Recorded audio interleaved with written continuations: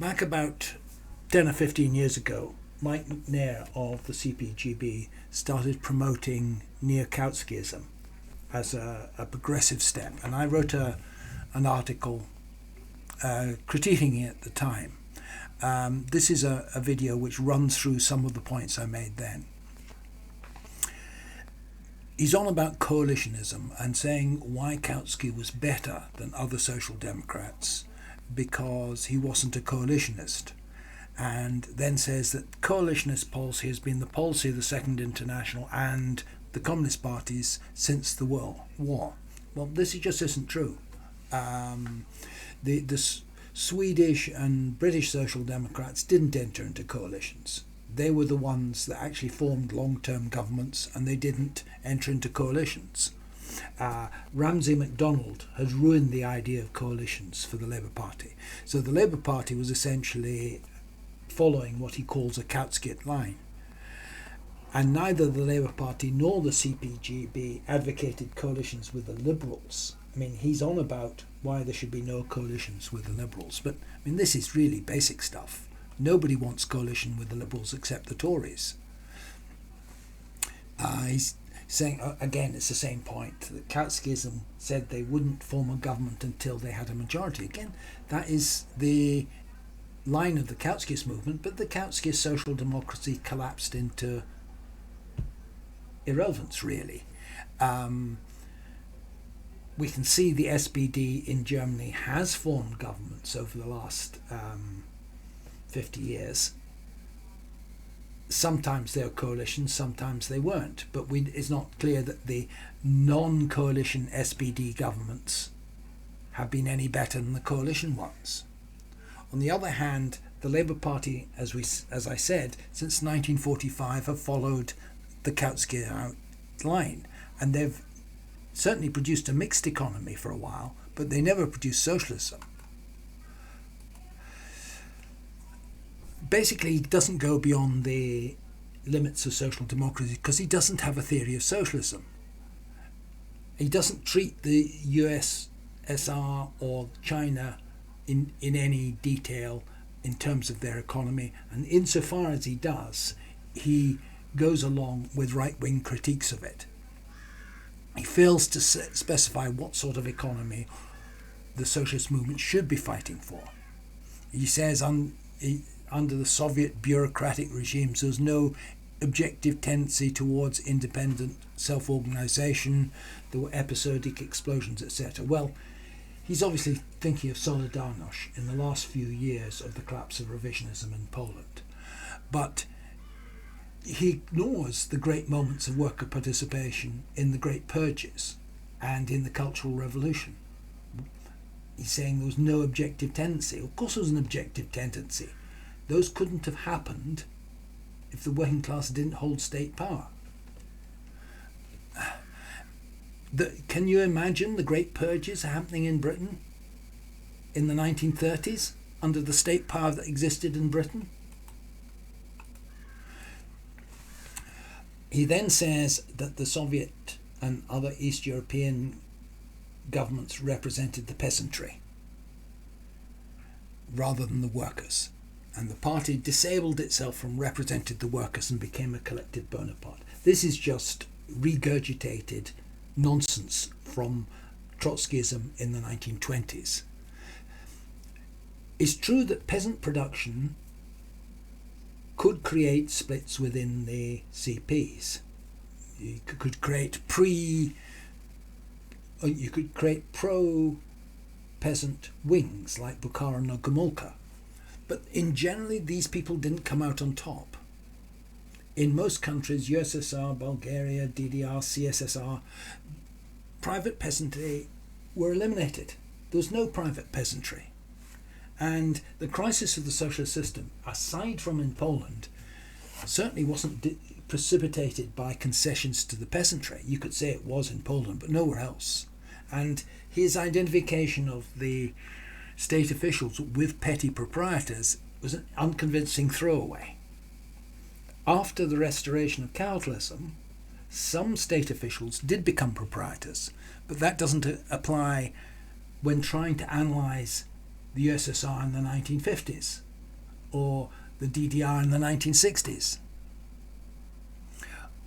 I'm in favour of full democratic state-planned economy. He's sceptical of central planning.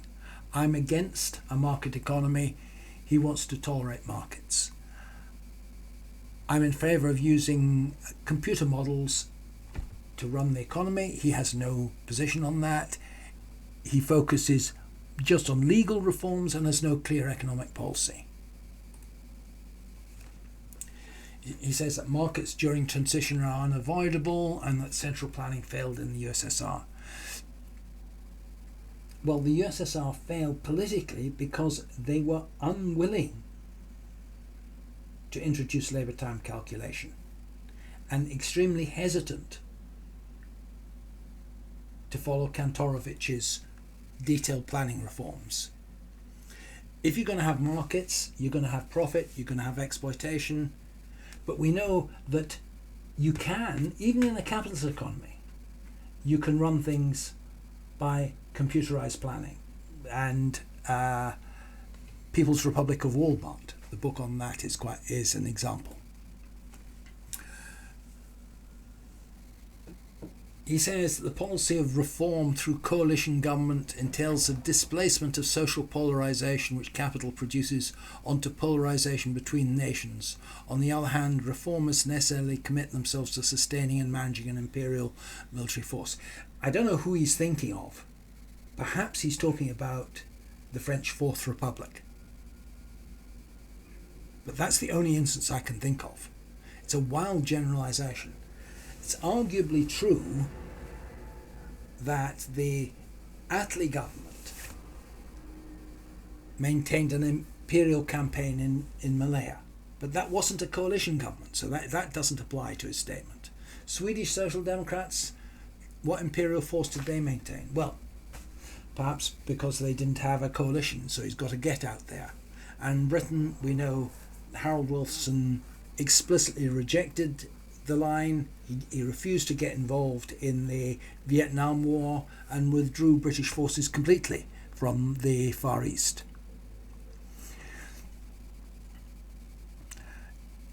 He says, at the point of a global war between the great powers, the illusory character of reform through coalition government becomes transparent. This is complete nonsense. It's the reverse of the truth. The great success of the Labour Party after 1945 was prepared by their participation in the wartime coalition, in which they insisted on the Beveridge Report being brought forward, and the demand to institute the Beveridge Report after the war was a differentiating feature of the late wartime election, which enabled them to defeat Churchill. I mean, it's just nonsense. He says that all that maintained the reformists was mass fear of the consequence of military defeat and direct support from the state. Well, again, this is a complete reversal of what happened. It's true the mass of the population in 1940 did fear defeat, and that led to support for the Churchill-Attlee coalition government. But the mass support for Attlee's reformism versus Churchill came from victory. It wasn't from fear of defeat. It came in 1945. He's against all power to the Soviets and saying that basically the Soviets never functioned as parliaments or governments. But the Soviets did initially hold autonomous power before the Bolsheviks consolidated, and I would argue the existence of Soviets necessarily led to Bolshevik consolidation. He wants to replace all power to the Soviets or all power to the Communist Party with an undiluted democratic republic, extreme democracy as the form of the dictatorship of the proletariat. Well, there's a little bit of truth in this. If you take really extreme democracy, in the genuine Aristotelian sense of the word, then it would be very difficult, or it is certainly more difficult, for the upper classes to rule. But when we look at his concrete proposals, they're just a warmed over version of American republicanism. They're not democracy at all. These are his demands: universal military service with democratic rights, etc., universal civilian gun ownership. You have that in the US. I'll go through them one by one, so I won't read them all out now. Universal military service, democratic rights in the armed forces, and civilian gun ownership. Well, the US had almost all of that until they got rid of conscription after the Vietnam War. They certainly had universal gun ownership. And it also existed in the DDR in Hungary, where there were factory militias. But we know the US National Guard has repeatedly been used to suppress opposition to the ruling class. We saw that in California only a few days ago. The key issue is who commands the force. Do they elect their own chain of command? Trump was able to issue orders to the National Guard to suppress the demonstrations in California. Look in the DDR. The Betriebskampfgruppen proved useless when they acceded to government demands to hand over their weapons in 1989. Directly contrary to what Marx said, under no pretext should arms and ammunition be surrendered. Writing in the 19th century. He wants full accountability of public officials, including election, recall, salaries tied to average wages. This essentially exists in many US states, but it doesn't stop the US being a dictatorship of capital. The only thing that doesn't exist in these US states is the issue of average workers' wages, but that's not critical. I mean, Trump doesn't depend on his presidential salary. The people who become first magistrate of the US are almost invariably rich men. They don't need the salary.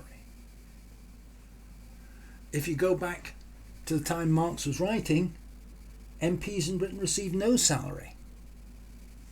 So he avoids the real issues, which is the need to replace elections by lottery, to remove the class bias that elections introduce, and the need for annual term limits to prevent the formation of a class of professional politicians. He talks about transparency reforms, end official secrets, eliminate private copyright, eliminate private confidentiality. So does he want his family records to be public? Family medical records to be public? Obviously, you can't say you're going to get rid of all confidentiality. And while eliminating copyright is progressive, since we know open source software works, and you could have a software system without copyright, it's not clear that you can have a film or television industry without it. Or at least not unless it's a state-supported one. Without copyright, how is the film and television industry to be supported? More generally, what about patent rights? Basically, a private economy requires intellectual property. Unless you have a state-run economy, you can't get rid of intellectual property. But he doesn't demand a state-run economy. He doesn't set that as an objective. He talks about decentralized government, stripping central government control, preventing judicial overrides. This is US state rights stuff. It's a failure to step outside the confines of bourgeois aristocratic thinking.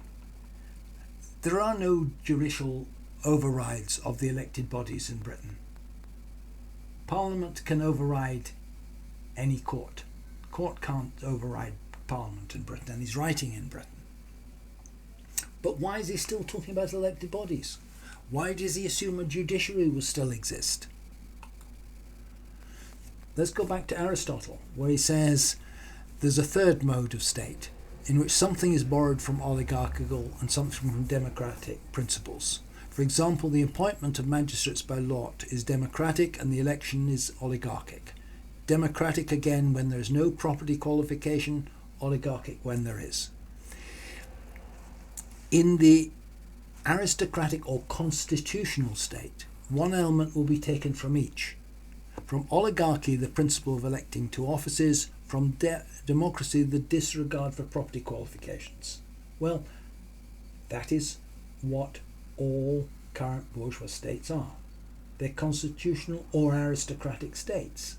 What happened with the extension of the franchise in Britain was property qualifications for voting were removed, but the oligarchic principle of election was retained.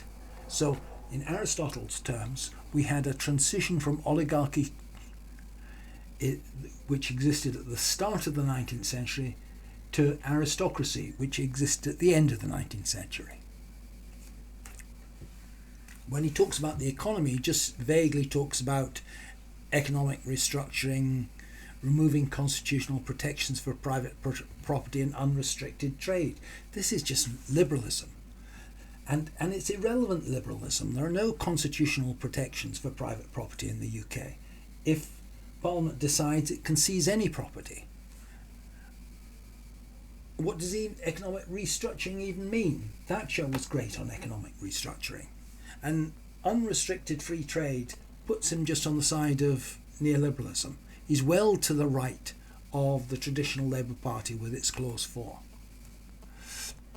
His positions are those of a trot lawyer tinkering with bourgeois legality. There's no conception of how the economy is going to be transformed, no conception of what a socialist economy is, and just an uncritical acceptance that elections are the mark of democracy.